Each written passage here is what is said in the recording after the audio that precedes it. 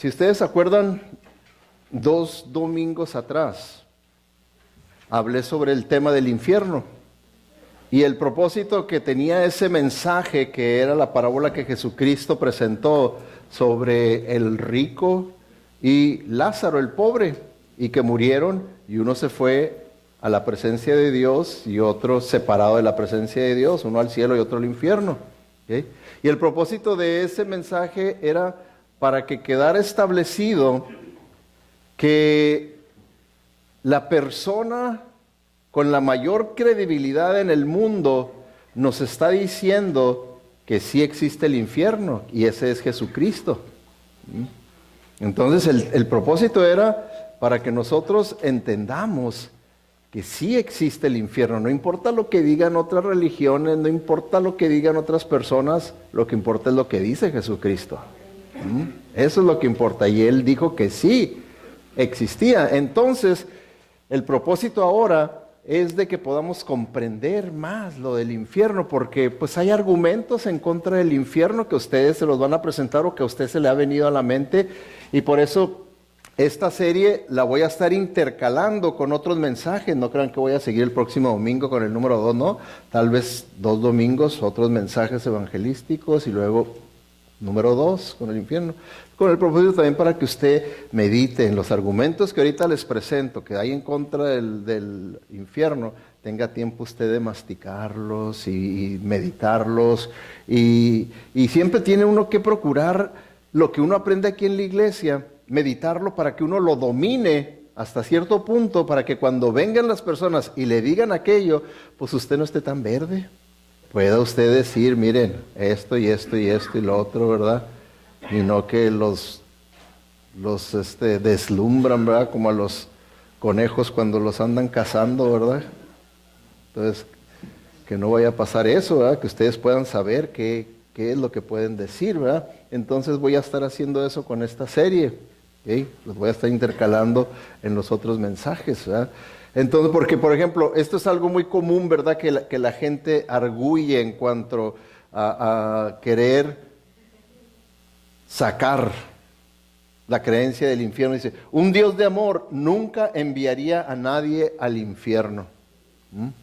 Es lo que uno de los argumentos muy comunes que la mayoría de las personas dicen, no, yo no creo en el infierno, porque si verdaderamente existe un Dios amoroso, que lo creo, muchas de las personas dicen, entonces no puede existir un lugar tan horrible y tan horrendo como el infierno, y que ese Dios de amor ahí vaya a aventar a una persona y a torturarlo ahí. No puedo creer yo.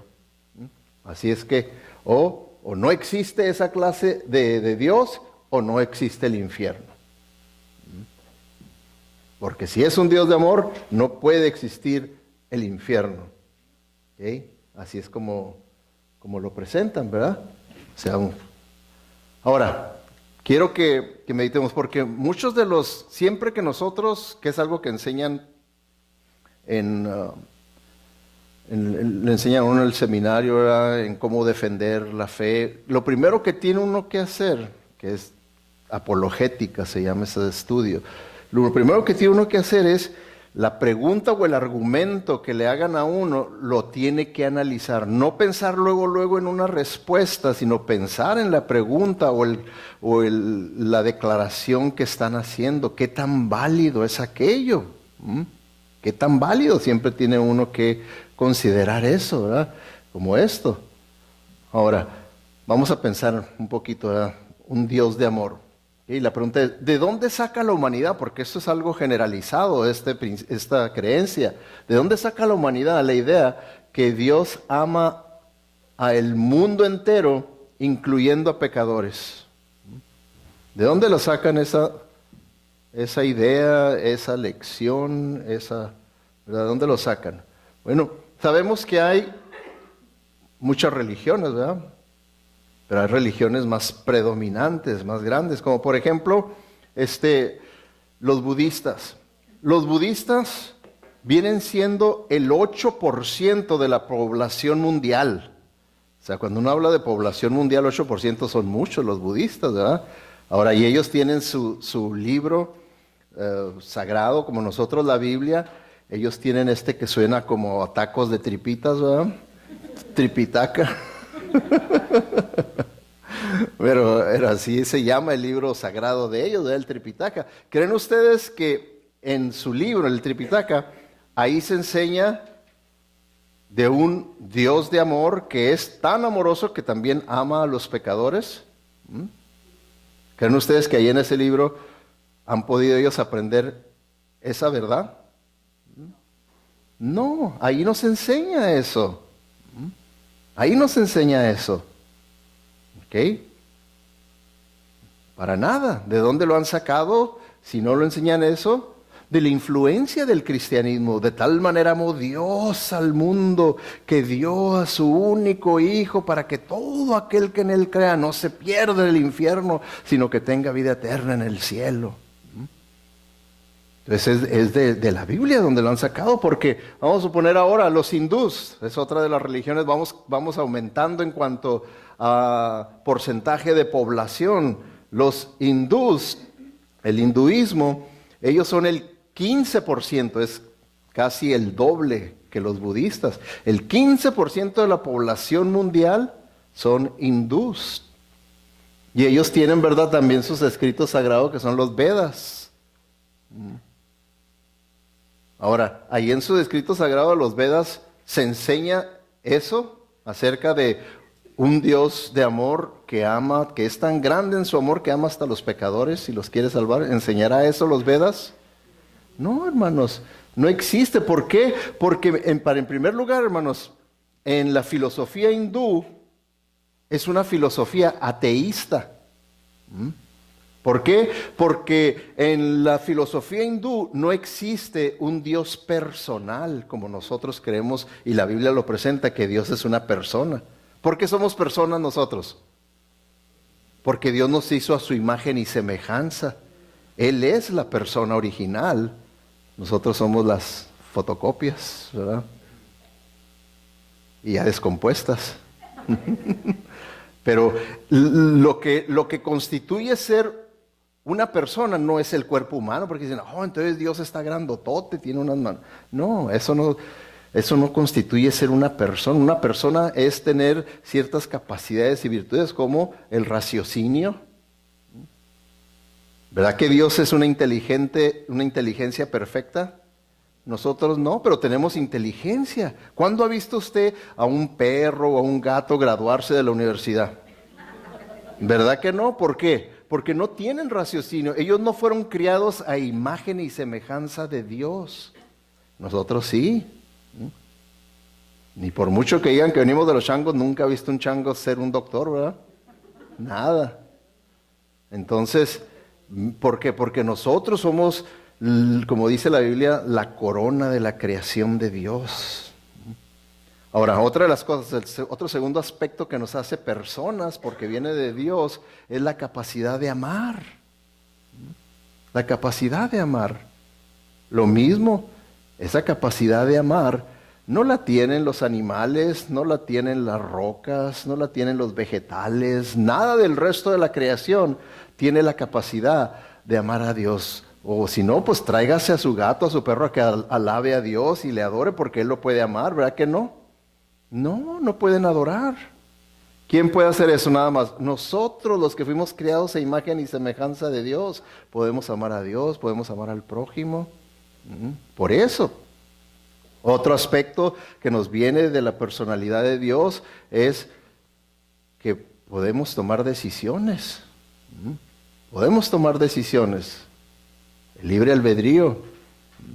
Lo mismo, volvamos al resto de la creación, nadie tiene eso. Nunca usted va a ver a su perro que diga, ¿sabes qué? Ya me cansé de que no me lleves a la iglesia, ahora sí voy a ir. Ya decidí que voy a ir. No tienen ellos esa capacidad. Nosotros sí la tenemos. Decimos, no voy, sí voy. Tenemos, y eso nos viene de la personalidad de Dios. Y en los hindús no hay un Dios personal. Para ellos en su filosofía todo es Dios. ¿Okay? Yo soy Dios, tú eres Dios, esto es Dios, esto es Dios, todo esto que existe es Dios. Es por eso es que en realidad es ateísta en ese sentido. porque no creen un Dios personal. Entonces en sus escritos no existe un Dios de amor. No existe. Por eso hasta es contradictorio cuando, por ejemplo, un hindú o cualquier otra persona habla en términos de amor y de gracia y de misericordia y de esto, cuando en realidad en sus escritos no hay nada de eso. ¿De dónde lo obtienen? De la influencia del cristianismo, nada más. De la influencia del cristianismo. ¿Por qué? Porque el cristianismo pues es una religión que ha influenciado mucho el mundo entero, especialmente en su ética. ¿Okay? Ahora, otra religión con más personas que lo siguen, ¿okay? Los musulmanes. Los musulmanes son el 30% de la población del mundo. ¿Okay? Y es la religión que está creciendo más rápido ahorita en el presente. Ya están a punto de alcanzar al cristianismo. El cristianismo es la religión más grande del mundo. Tiene el 31% de la población, dicen ser cristianos. 31% de la población del mundo dice ser cristiano y los musulmanes ya alcanzaron el 30%. Nos andan pisando los talones y se cree que no tardan con esto de ISIS, en como están creciendo, de superarnos. ¿Por qué? Porque no se está haciendo nada, los están dejando como un fuego que sigan creciendo y abarcando países y ganando gente, porque los a la fuerza te tienen que hacer. Entonces, y ellos tienen sus escrituras, que es el Corán. ¿Okay? Ahora, el Corán habla de esto, de un Dios de amor que ama a los pecadores. No. El Dios del Corán no ama a los pecadores, al contrario. Dice, si no se convierten a Alá,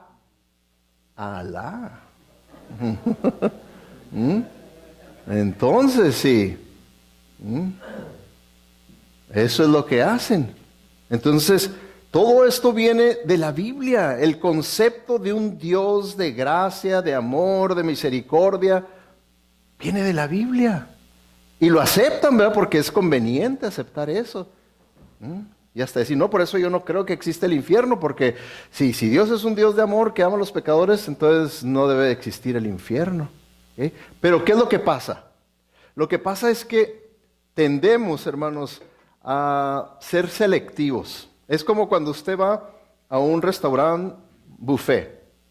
¿Okay? ¿Qué es lo que hace en un restaurante buffet? Usted anda escogiendo ahí, ¿verdad? Lo que le gusta. Y bueno, esto ahorita, a ver cómo quedo, vengo por aquello y esto. Y ya, no, esto no, ¿verdad? Que por este lado ni me paro. Y anda así, ¿verdad? O sea que así también lo hacemos con la Biblia. Dice, me voy a servir de este delicioso amor de Dios. Dice, pero nada de este horrible juicio. ¿No? De esto no, yo no quiero nada. ¿Okay? Y sí voy a tomar algo de la misericordia de Dios, pero nada que ver con el infierno, nada de eso. O sea que nosotros tendemos a tener esa actitud de buffet. Lo que me gusta de la Biblia lo acepto y lo que no me gusta lo rechazo. Pero es una contradicción, ¿verdad? ¿Cómo voy a aceptar que sí, Jesucristo enseñó la existencia del cielo y sí creo en el cielo? Le digo, pero él también habló 2 veces más del infierno que del cielo. Pero yo no creo en el infierno. Vale, ¿y cómo está eso que sí le crees una y la otra no se la crees? Alguien inventó eso, pero no existe. Entonces tú eres el que ahora determinas cuándo Jesucristo dice la verdad y cuándo no es la verdad. ¿Quién? Entonces nos hacemos selectivos, ¿verdad? De esa manera. Pero es que se hacen ideas muy emocionalistas de pensar como que si porque existe el infierno, Dios ya no es un Dios de amor. Como que entonces Dios está hasta deseando que se vayan al infierno, cuando al contrario, fíjense lo que Dios le dice al profeta Ezequiel, y le dice, porque los profetas eran los que hablaban de parte de Dios, y le dice, ¿acaso creen que me complace la muerte del malvado? O sea que Dios le dice a Ezequiel, ve y pregúntales, ve y dile esto al rey, ve y dile esto al pueblo. ¿Acaso creen que me complace la muerte del malvado? ¿Acaso creen que me gozo, está diciendo Dios, de que se vayan al infierno las personas? Sí, no quiero más bien que abandonen su mala conducta y que viva. Yo, el Señor, lo afirmo. Está diciendo, póngalo ahí, mi firma ahí está. Yo no quiero que nadie se vaya al infierno, yo quiero que se arrepientan. Entonces, tenemos que nosotros tener en la mente bien claro qué enseña la Biblia y qué enseñan las emociones. Muy diferente lo que las emociones nos puedan decir a lo que la palabra de Dios pueda decirnos a nosotros. Ahora, si existe el infierno, porque Cristo dijo que existe el infierno, entonces la pregunta es, ¿quién merece ir al infierno? Vamos a decir, si existe el infierno, ¿quién merece ir al infierno? ¿Las malas personas merecen ir al infierno? ¿Sí o no? ¿Qué creen ustedes? ¿No merecen ir al infierno las malas personas? ¿Se los va a llevar al cielo usted a las malas personas? Ok, entonces, tenemos otra opción. ¿Quién está ahí atrás? Que se atoró esto. Ahí está ya. Entonces, ¿los malos merecen ir al infierno, sí o no? ¿Y los pecadores merecen ir al infierno, sí o no? ¿Igual? Ok, entonces los malos, los pecadores merecen ir al infierno, pero muchas personas que aceptan pues la existencia del infierno dicen, sí, creo eso, porque Dios puede que envíe a algunas personas al infierno, pero no va a enviar a la gente buena al infierno. Ahí sí no va a enviar a la gente buena al infierno. Está bien que envíe al infierno a Hitler, está hecho para Satanás, para sus demonios y para demonios como Hitler, Stalin y fulano de tal y Mangano y este y lo otro, y pueden tener su lista larga de personas que sí merecen ir al infierno porque son malas. Pero la gente buena, como mi abuelita, que hace unos frijolitos bien sabrosos, ¿qué? ¿Cómo que la vamos a mandar al infierno, verdad, a ella? Pero una vez más les digo, las emociones. Las emociones hacen que nosotros determinemos, no, pues de veras, pues cómo que no. Pero ¿qué dice la Biblia? Eso es siempre lo importante para nosotros. Y la Biblia nos dice, por cuanto todos pecaron, todos sus intentos inútiles para llegar a Dios en su gloria fallan. Entonces, ¿cuántas personas han pecado de las que han existido? Entonces, ¿usted también? ¿Y usted dijo que los pecadores merecen ir al infierno? Ya se está ahorcando usted. Entonces, ¿se fijan lo que es seguir una deducción bíblica? ¿Qué diferente es a las emociones? Cuando uno sigue la Biblia, lo que enseña la Biblia y sus deducciones lógicas, nos hacen ver que sí, pues sí, los pecadores. ¿Por qué? Porque Dios es santo. Dice la Biblia que Dios, por ser perfectamente santo, Él no puede tener comunión con el pecado. Por eso, una persona en su estado pecaminoso no puede irse al cielo. Él se contaminaría un lugar tan puro, tan santo, tan limpio como el cielo, con la presencia del pecado ahí. Es una contradicción. Es una contradicción. Ahora, ya puedes determinar, ok, bueno, pues sí, los pecadores, eso sí. Pero la gente buena pues se va a ir al cielo, ¿verdad? ¿Qué dice la Biblia? Así está escrito, no hay un solo justo, ni siquiera uno. ¿Cuántos justos personas buenas hay, de acuerdo a la Biblia? ¿Ni el pastor? Ni siquiera menos, que dicen, menos. Ya lo conozco, menos. Fíjense, el versículo 11 dice, no hay nadie que entienda, nadie que busque a Dios. Hermanos, la Biblia enseña, si Dios no se metiera con nosotros, nadie buscaría a Dios. Si buscamos a Dios, dice que es porque Él vino a buscarnos a nosotros. Si es que lleguemos a tener pensamientos y deseos de Dios, es porque Él es el que nos ha estado buscando, nos ha estado llamando, bendiciendo. Él es el que ha estado sobre de nosotros. Nada más por eso. Porque no hay nadie que busque a Dios. Si nos deja Dios en nuestro estado natural, ¿dónde vamos a irnos? Ahí no, y nada más porque esa es la dirección que lleva nuestra vida. Él no nos tiene que mandar allá, nosotros ya vamos en camino para allá. Ya vamos en camino para allá. ¿Okay? Fíjense lo que dice el versículo 2. Todos se han descarriado, o sea que allá van para el infierno, se han descarriado, a una se han corrompido. No hay nadie que haga lo bueno, solamente el pastor. No, esa es la versión mía, ¿verdad? No hay ni uno solo. ¿Okay? Entonces, si usted dice que los buenos se van a ir al cielo, ¿dónde están? Búsquemelo. Si la Biblia dice que no hay ni uno solo, ¿okay? ¿Dónde me lo va a encontrar? No, hermanos. Por eso es que necesitamos un Salvador. Fíjense. Si no existe el infierno, entonces la cruz no tiene ningún significado. ¿Para qué murió Cristo? ¿Para qué su sacrificio? ¿Para salvarnos de qué? Ahora, yo he oído muchos mensajes y me gusta analizar y andar viendo y veo muchos mensajes que Él vino para salvarnos de las enfermedades, porque Él quiere que estemos sanos. Él vino a salvarnos de las necesidades económicas, porque Él quiere que vivamos como reyes. Y todo lo que presentan de para qué vino Cristo es egoísta. Egoísta. Y le roban el verdadero poder del Evangelio. Ya no es una buena noticia de que Él vino a salvarnos de un lugar horrible y horrendo como es el infierno, sino nomás vino a salvarnos de que pues tengamos un buen plan de ahorros, tener dinerito. Entonces, por eso es que dice que no hay uno solo, dice la Escritura. No hay uno solo que verdaderamente podamos decir que es bueno.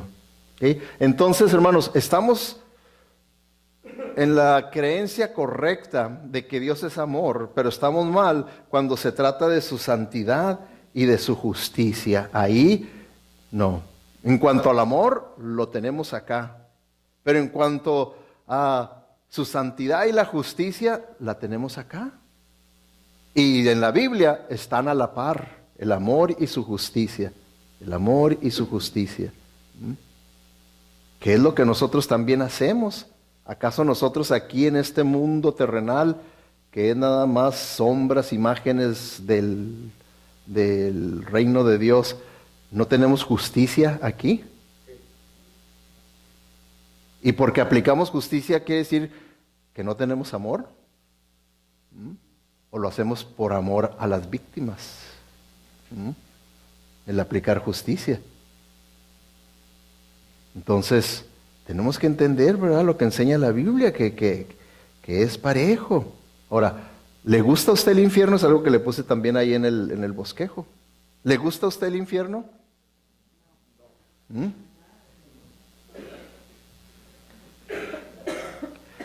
¿Qué es lo que les hice una pregunta cargada de emoción? ¿Le gusta a usted el infierno? Pues ni a mí tampoco, es más, yo les he dicho, a mí me gustaría que no hubiera infierno, pero no es lo que yo diga. No es lo que yo diga, lo que verdaderamente es la realidad. Aunque yo dijera que no existe el infierno, pues estaría mintiéndoles, porque Jesucristo dijo lo contrario. ¿Y a quién le van a creer, a mí o a Cristo? Espero que a Cristo le crean, ¿verdad? Entonces, es una pregunta cargada de emoción. Entonces, hermanos, la pregunta correcta no es si me gusta el infierno, porque a nadie nos gusta. La pregunta correcta ¿es el infierno moralmente correcto? Es como por decirles, hermanos, tenemos prisiones nosotros, ¿verdad? ¿Es moralmente correcto que como sociedad tengamos prisiones? Claro que sí. Claro que sí, tenemos que tenerlos, ¿verdad? Para que haya justicia. Ahora, no es algo que nosotros nos encante y desearíamos. ¿Creen ustedes, por ejemplo, que los primeros peregrinos que vinieron aquí a los Estados Unidos de Europa, traían ellos en su mente como meta y como visión, en cuanto lleguemos hay que establecer y crecer unas hermosas prisiones? ¿Creen ustedes que esa era su meta? No, esa no era su meta. Ellos sí venían porque querían establecer una sociedad que fuera libre para poder adorar a Dios y que fuera una sociedad que verdaderamente pudiera vivir de acuerdo a los valores morales y éticos del Evangelio. A eso venían ellos huyéndole allá al control político, religioso, combinación que había en Europa. ¿Okay? Pero no traían ellos en su corazón, vamos a poner las mejores prisiones del mundo. No, tuvieron que hacerlo. Moralmente era necesario hacerlo por los crímenes que empezaron a ver. ¿Qué vamos a hacer con estos criminales? ¿Qué va a hacer usted con una persona que abusa a un niño?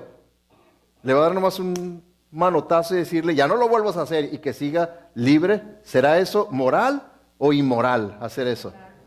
Es inmoral si usted nomás le da un manazo y lo deja libre en la sociedad a que siga haciendo su cochinero, ¿verdad? Y lo moral es justicia.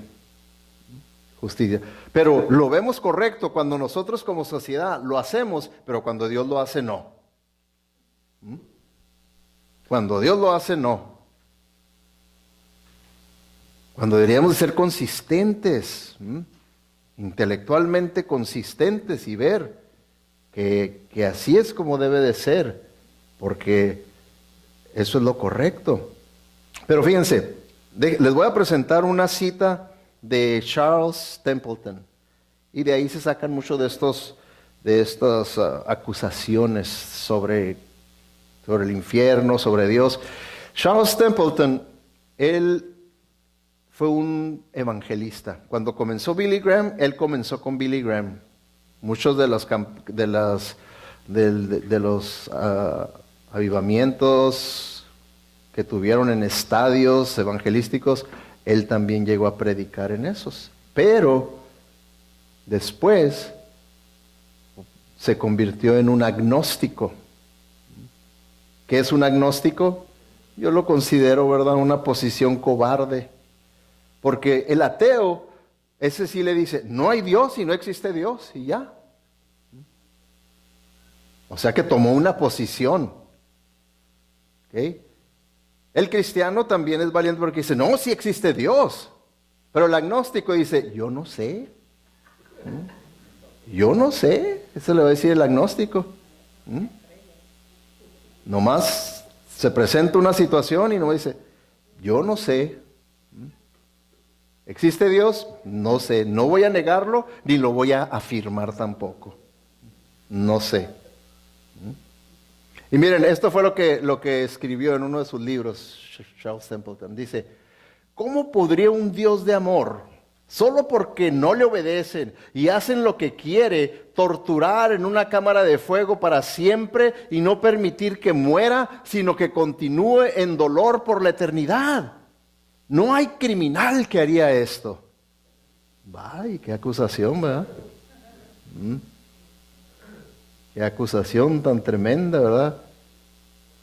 ¿Qué hacer ante una acusación de esta? ¿Qué decir ante una acusación de esta? Y es lo que les digo, ¿verdad? ¿Qué es lo que debe uno hacer?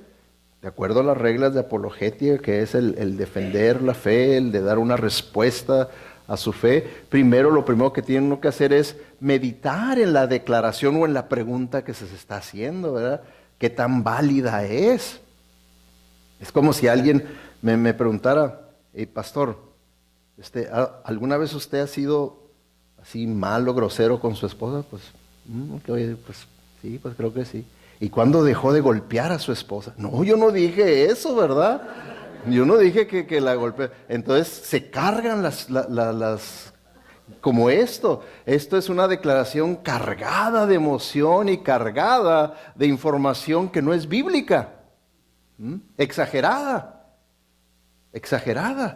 Y eso es lo primero que tiene uno que evaluar, aquello que se le está presentando a uno. Y esto pues simplemente no. ¿Por qué? Porque el Dios que presenta la Biblia no es un Dios que tortura a la gente en el infierno como si Dios fuera un niño mimado con reglas arbitrarias que dice, no, si no me haces caso, te vas a ir al infierno y allá para siempre yo te voy a torturar, te voy a agarrar a patadas y te voy a hacer esto y te voy a quemar y te voy a vender my way or the highway.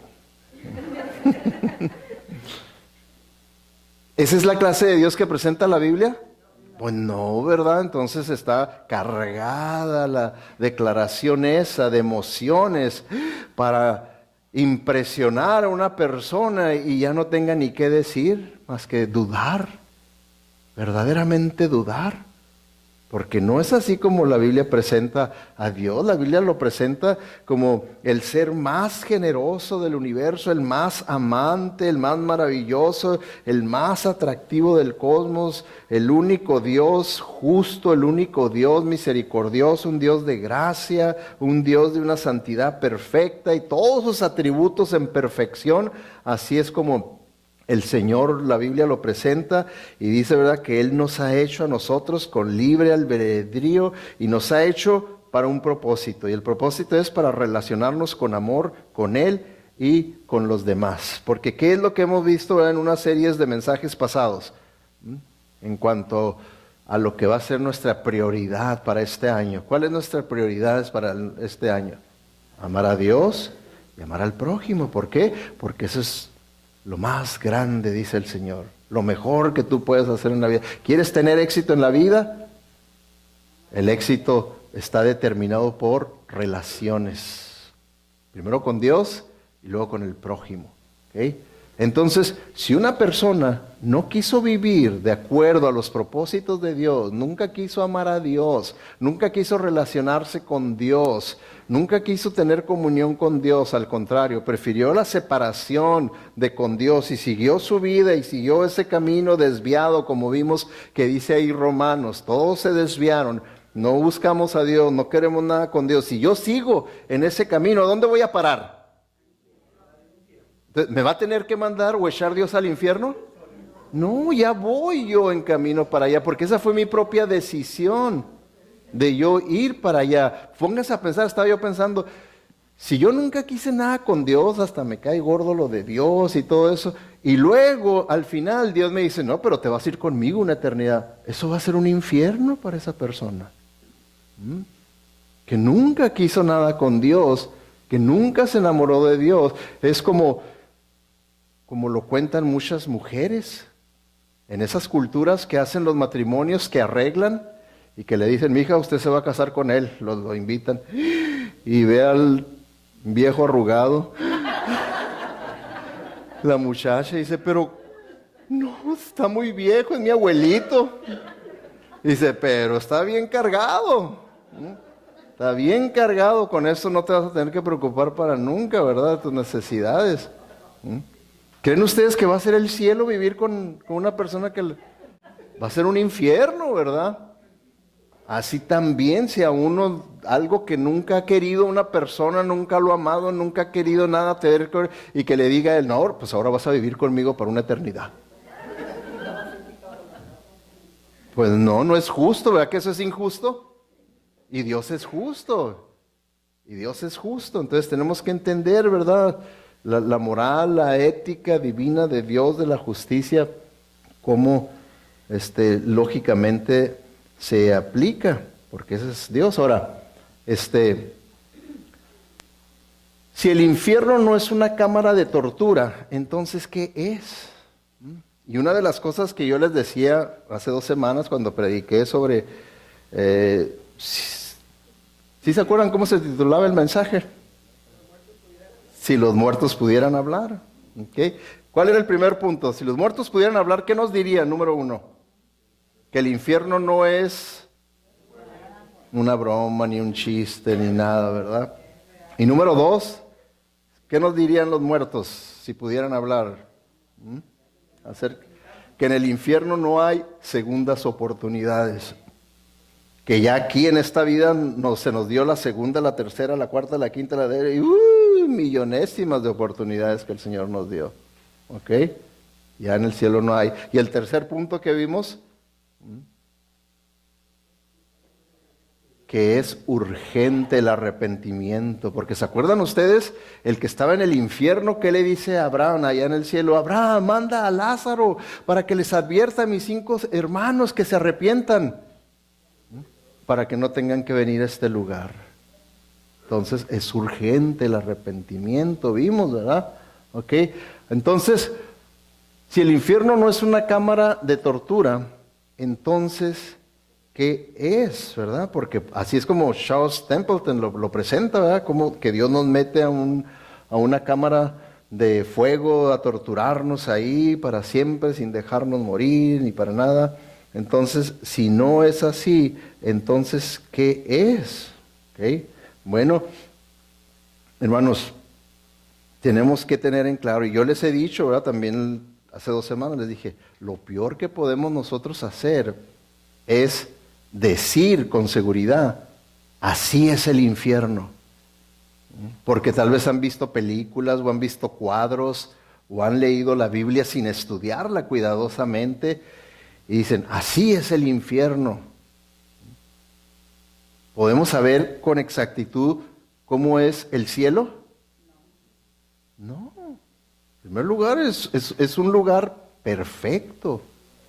¿Podrá una mente imperfecta poder comprender cómo es el cielo? ¿O alguna vez ha estado ahí para que usted pueda describirlo? No, ¿verdad? Entonces no sabemos exactamente. Lo único que sabemos es que es un lugar maravilloso y glorioso. Eso sí lo sabemos, ¿verdad? Lo mismo, ¿puede usted exactamente decir cómo es el infierno? No, ni hemos estado ahí, ni queremos estar ahí, ¿verdad? Y no hay en realidad ni palabras humanas que puedan describir un lugar como esos.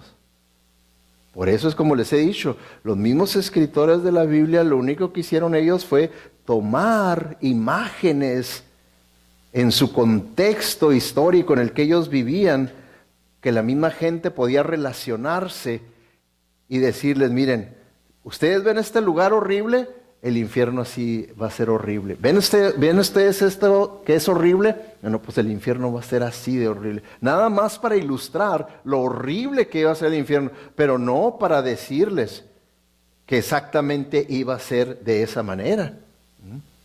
¿Ok? Porque es algo que nosotros no lo podemos saber con seguridad. Lo que sí sabemos es que la esencia del infierno es relacional. O sea, eso es lo que yo quiero que ustedes aprendan, lo que sí es bíblico, lo que es esencial y claro en la Biblia, que la esencia del infierno es relacional, o sea que lo horrible del infierno es que las relaciones significativas se terminaron. Ya no puedo tener relación con Dios, ya no puedo tener relación con mis seres amados que amaron a Dios y están en la presencia de Dios. Ya no puedo. ¿Okay? Es una separación. Por eso vimos en 2 Tesalonicenses 1:9 que dice, serán castigados con destrucción eterna, separados para siempre del Señor y de su glorioso poder. ¿Okay? Entonces se fijan, cuando la Biblia nos describe acerca del infierno, no tenemos que agarrar todo literalmente, porque luego, si usted toma todo literalmente, va a encontrar contradicciones, como simplemente aquí. Entonces, ¿qué? ¿Van a ser destruidos o separados? Vean ahí, porque dice, serán castigados con destrucción. Si alguien habla de destrucción, quiere decir, pues, que es donde muchos han tomado la idea de la aniquilación, que ya no existe infierno, pero hay aniquilación, las personas son destruidas y ya nunca más existen. ¿Okay? Aunque esa palabra no significa eso, ¿verdad? Pero dice, serán castigados con destrucción eterna, separados para siempre del Señor y de su glorioso poder. ¿No será algo terrible eso? Lo que pasa es que muchas veces nosotros no estamos conscientes de lo bendecidos que estamos por Dios aquí. Nos hemos hecho tanto las víctimas que hasta la gente dice, el infierno está aquí. Digo, no hombre, no sabes lo que dices. Aquí esta es la gloria comparado con el infierno. Esta es la gloria. ¿Por qué? Porque puedes ver la obra de Dios. Como dice la Biblia, en la misma creación puedes ver la creatividad de Dios, puedes ver el poder de Dios, puedes ver su gloria, puedes ver su sabiduría, todo puedes ver de muchas cosas de Dios, es un testimonio a la grandeza de Dios. En el infierno no va a haber nada de eso. Olvídese, nada. Por eso dice la Biblia, busca a Dios ahorita que pueda ser hallado. Ahorita sí, allá no se va a poder encontrar la presencia de Dios por mucho que te quieras arrepentir, que en realidad ni va a quererse arrepentir la persona. Porque la persona que ahorita está en pecado y no se quiere arrepentir, se muere en pecado y va a seguir sin quererse arrepentir. Así va a seguir. O sea que queda confirmado y afirmado su condición de pecador eternamente. Es como el diablo. ¿Se puede arrepentir el diablo? ¿Se puede arrepentir los demonios? No. Y es lo que le va a venir pasando al hombre. Ahorita sí podemos arrepentirnos, pero ya una vez entrando allá, ya queda establecido. Así quedaste. ¿Será algo bonito? Díganme ustedes. No es algo bonito, es algo terrible. ¿Ok? Entonces, es algo que nosotros tenemos que entender. En la Biblia, el infierno es la separación o la expulsión de la presencia del más hermoso ser de este mundo. ¿Ok? Ahora, fíjense, cuando la Biblia dice, por ejemplo aquí en Mateo 13, 41 al 42, dice, el Hijo del Hombre enviará a sus ángeles y arrancarán de su reino a todos los que pecan y hacen pecar. Los arrojarán al horno encendido donde habrá llanto y rechinar de dientes. ¿Okay? Ahí está el horno encendido. No que no, pastor. Ahí está el horno encendido. Pero una vez más, lo que les digo yo, hermanos, es que la referencia a las llamas es figurativa nada más, no es literal. No es literal. Es algo que tenemos que entender, porque si nosotros lo tomamos literal y lo interpretamos literal, pues vamos a encontrar muchas contradicciones. Como por ejemplo, siguiente versículo, dije, en este versículo que lo voy a enseñar es donde Jesucristo hace un cuadro, ¿verdad? Figurativo también de una persona que va al cielo, pero sin haber sido vestido con la justicia de Cristo, ¿verdad? O sea, no siendo salvo. Y es lo que está diciendo. Y entonces le dijo, amigo, ¿cómo fue que entraste aquí sin estar vestido para la boda? Las bodas del Cordero. Y aquel enmudeció como diciendo, ya me descubrieron. Yo no soy para aquí, ¿verdad? Entonces, ¿qué le va a pasar? Dice, entonces el rey dijo a los que servían, aten a este de pies y manos y échenlo de aquí a las tinieblas de afuera, allí habrá llanto y rechinar de dientes. ¿A dónde está diciendo que lo va a mandar? Al infierno, y lo está presentando como un lugar de tinieblas. ¿Ok? Ahora, como les digo, si lo tomamos literal, ¿qué quiere decir tinieblas? ¿Hay poquita luz? Pero si está lleno de fuego, ¿no hay luz con fuego? Entonces, ¿qué es?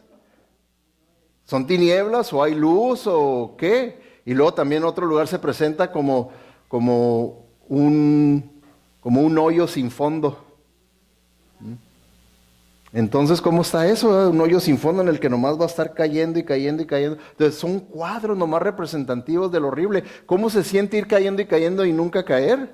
Si cuando uno va a los juegos, ¿verdad? Yo recuerdo en uno que no sé por qué me atreví a subirme, ¿verdad? Tonto.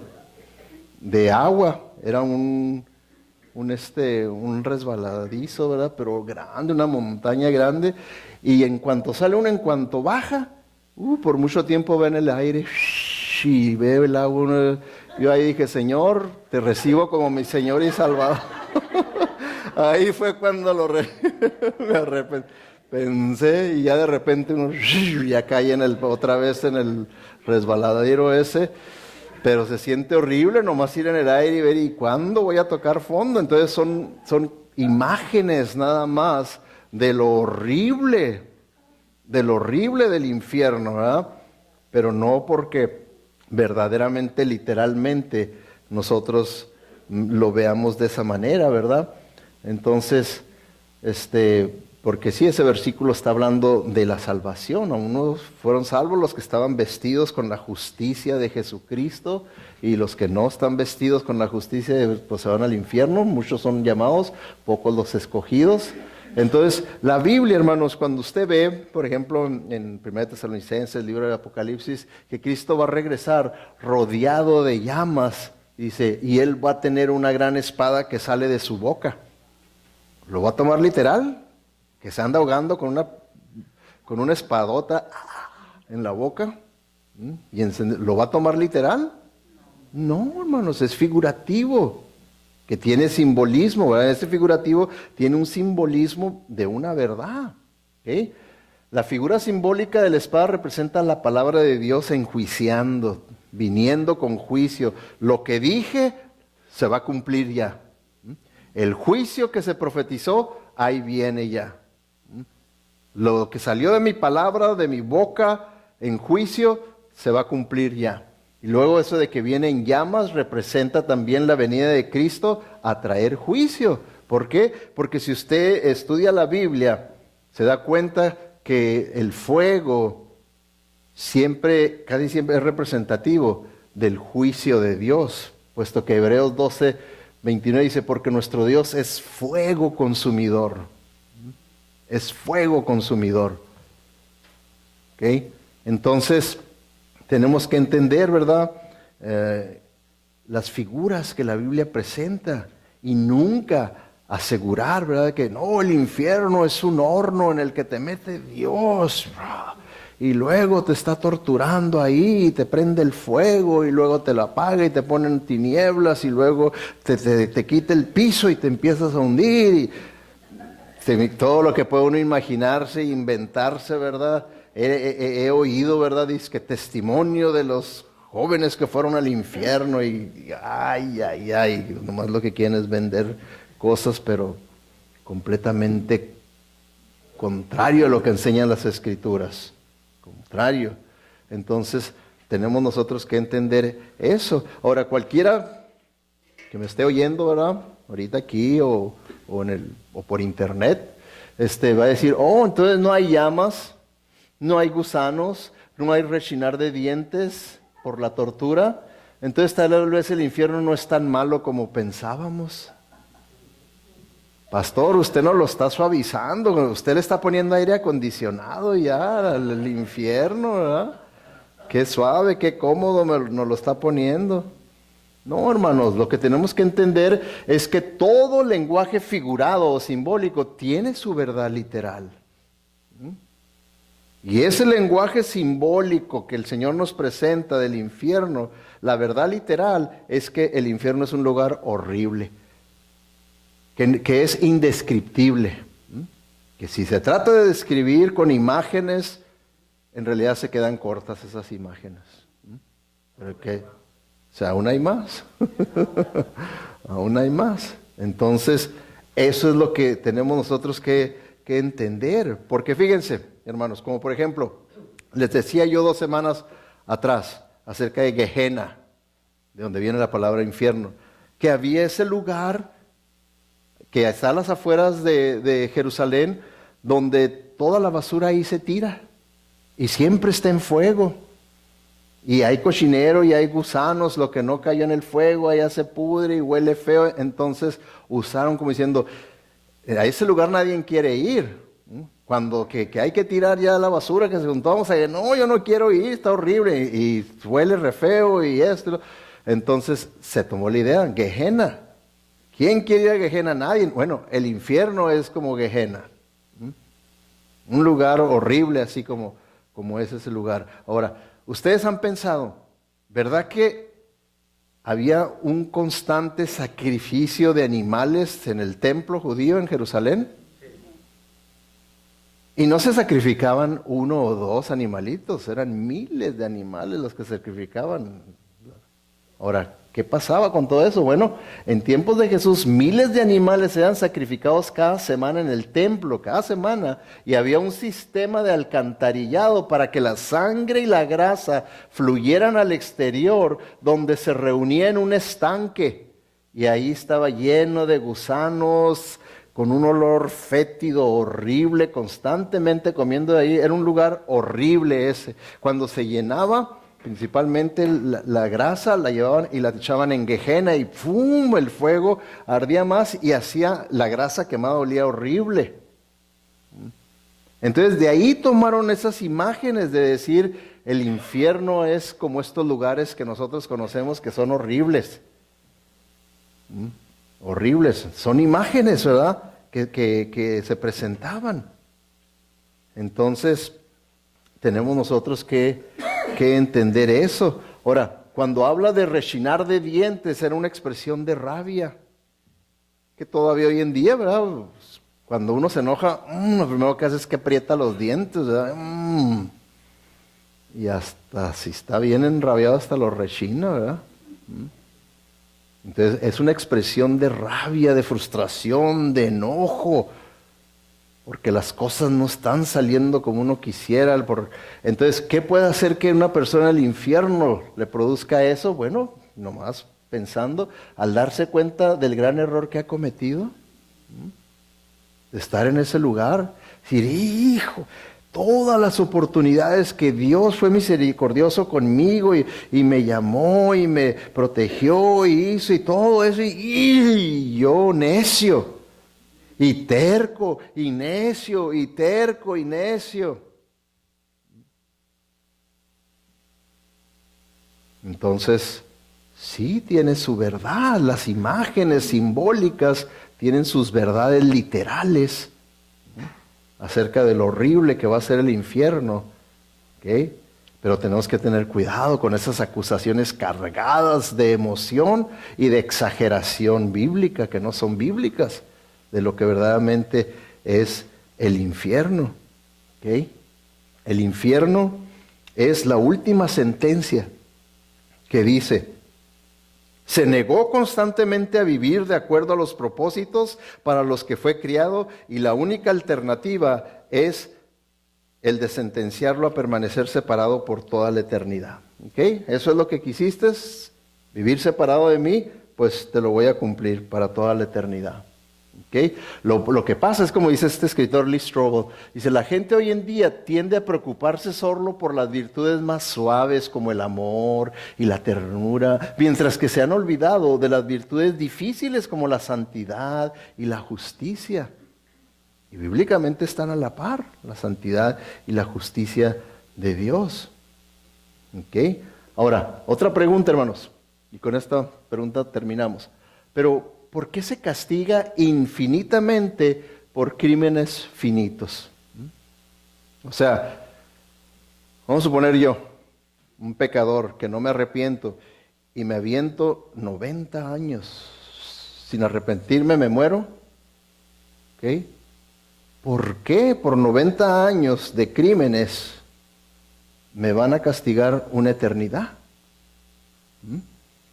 Esa es una de las acusaciones contra el infierno, la existencia del infierno. ¿Por qué castigar infinitamente por crímenes finitos? Pero, hermanos, como les digo, la lógica también nosotros la tenemos aquí. Vamos a suponer que yo me destrampara ahorita. Pues ya está, hermano, pero bueno, sígale. Sígale con la plática. ¿Okay? Vamos a suponer que yo me destrampara y de repente matar al hermano Juan ahorita. Córrale, hermano. Córrale. Ahora, ¿cuánto me tomaría si yo me destrampara matarlo yo ahorita con una pistola o con un machete, algo? ¿Cuánto me tomaría? Segundos, ¿verdad? Ahora, ¿quiere decir eso que tengo que ir a la cárcel por segundos nada más? ¿Eh? Pues hay que ser justos, porque entonces, ¿por cuánto tiempo me quieren mandar por un crimen? ¿Qué dice la ley? Si yo le quito la vida a una persona, ¿qué dice la ley? ¿Cómo voy a tener que pagar? Hay dos alternativas. ¿Cuáles son las dos alternativas que dice la ley? Cadena perpetua, que quiere decir toda mi vida en prisión, toda mi vida, o pena capital, pena de muerte. ¿Okay? Ahora, aquí sí lo vemos justo, ¿verdad? Eso. Pero Dios no puede ser justo en hacer lo que Él también imponer su ley. Justo Él no. Nosotros sí. ¿Okay? ¿Verdad que sería injusto si yo dijera, es que nomás me tomó 5 segundos? Ay, cómo son exagerados. Nomás 5 segundos, métanme a la cárcel. Porque si no van a ser injustos. Entonces, ¿qué es lo que pasa aquí, hermanos? El grado del castigo que una persona merece no se basa en la cantidad de tiempo que se tardó en cometer un delito. El que yo haya vivido 90 años sin querer nada que ver con Dios no quiere decir que ahora nomás 90 años en el infierno. No quiere decir eso. ¿Ok? Para nada, porque no lo hacemos. Entonces, no es la cantidad de tiempo que se toma para hacer un crimen, sino la naturaleza del crimen. La naturaleza. Y nosotros también aplicamos esa justicia, porque como les digo, es la naturaleza. Si yo le quito la vida al hermano, pena capital o cadena perpetua, por la naturaleza del crimen. Pero si yo le robo la cartera, ¿verdad que no me van a dar pena capital? Por la naturaleza del crimen va a ser diferente. Si yo le robo la cartera. Pero lo que nosotros muchas veces no vemos es la naturaleza del crimen del pecador contra Dios Santo. No vemos la naturaleza del pecado. Lo minimizamos como que no es nada el pecar contra Dios, el de ofender a Dios vez tras vez, día tras día, el de hasta negar su asistencia, burlarnos de Él, el de menospreciar sus bendiciones y no hacerle caso y vivir como yo quiero y tantas ofensas y ofensas y ofensas que hacemos y decimos, no es nada, yo merezco ir al cielo. Yo merezco ir al cielo. Es como si de repente me agarra la policía y me encuentra ahí en el... Mira todas las multas que tienes más de 1000 multas. Tengo que pagar por esas 1000 multas, ¿verdad? No me van a decir que no. Así también nosotros, todos los días somos multados por nuestros pecados. Y por eso Cristo como Salvador, Él vino y pagó por nuestras multas. Pagó por nuestras multas para que no tengamos nosotros que pagar eternamente por nuestras multas. Él lo pagó.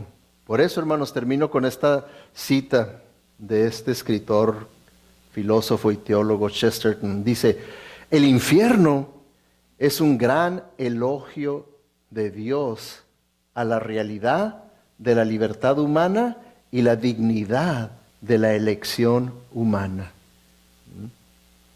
Ya se los dejo para que lo mediten, porque es profundo.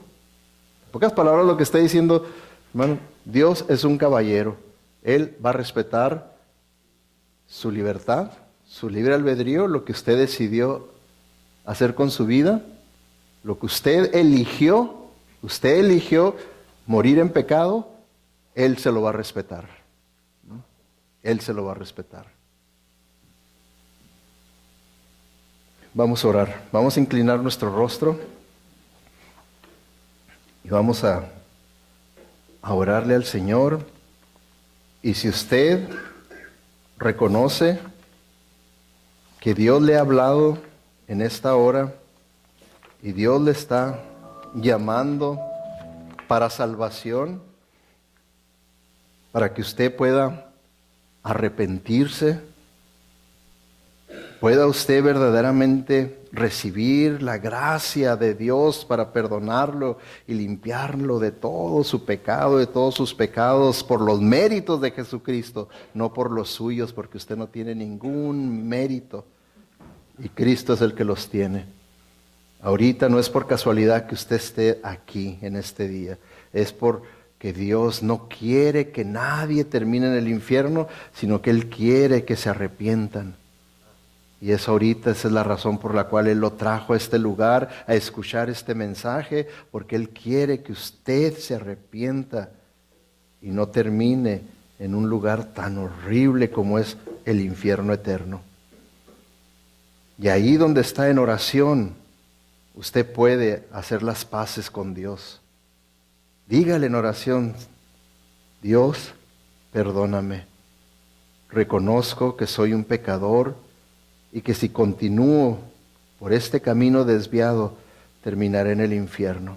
Pero gracias te doy porque ahora me has hecho entender que tú me quieres salvar. Tú eres el único que me puede salvar. Me arrepiento de mis pecados. Reconozco que te he ofendido a ti porque tú eres santo y eres puro, Señor. Y que yo no puedo entrar a tu presencia en esta condición pecaminosa. Límpiame con la sangre de tu Hijo Jesucristo. Límpiame de mis pecados.